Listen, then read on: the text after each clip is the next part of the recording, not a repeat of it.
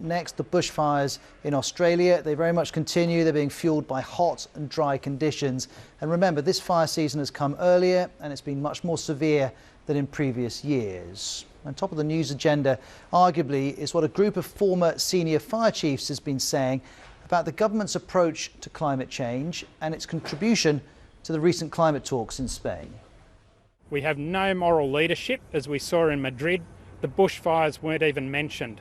Other countries were aghast that while Australia burns, our government went over there and argued against tougher emissions standards. This has to change. Well, there's no doubting the severity of what's happening. This is an unprecedented bushfire crisis. You can see we've marked every single fire that's burning all over Australia. The crisis has killed 6 people. It's destroyed more than 700 homes. And these pictures give you an idea of the scale of it too. So this is what's being called the mega blaze. It's destroyed 20 houses near Sydney and has now moved further into the Blue Mountains. That's a popular tourist area west of the city. There's also a lot of focus on this power station. Firefighters are trying to stop this fire reaching it because there are large stockpiles of coal there.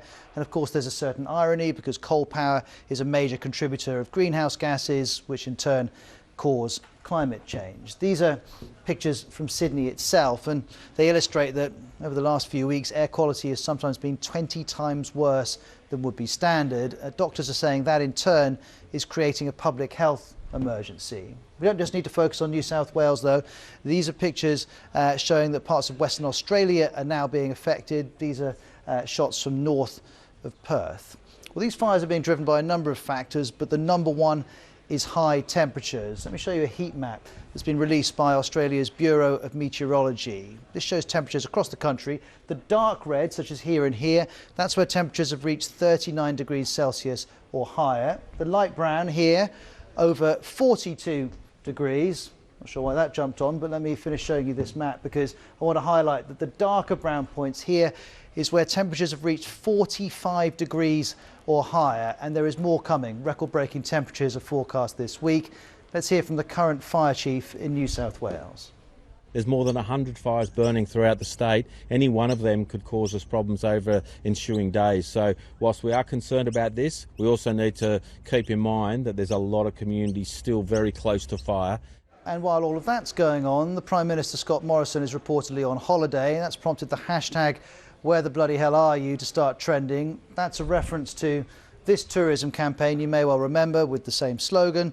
This was launched when Mr Morrison was head of the tourism agency. We've also seen this image shared a lot based on a meme I'm sure you've seen online, but with a twist. Here we have the man surrounded by flames, not just sitting there, but holding a lump of coal and saying, "This is fine." And that's a reference to a moment in 2017 when Scott Morrison brought a lump of coal into Parliament to show his support for the coal industry. Now, Australia is recently ranked as the worst performing on climate policy in a global ranking of 57 countries. That was produced by a number of think tanks who work together to produce it. And I should also show you this because it shows you temperatures in Australia across the last century. And you don't need me to tell you the temperatures have been going up, particularly in the last 25 years. Now, meteorologists are always reluctant to draw a direct line between climate change and one particular weather event. They will, though, tell you that this kind of pattern has been playing out with rising temperatures and that the rising temperatures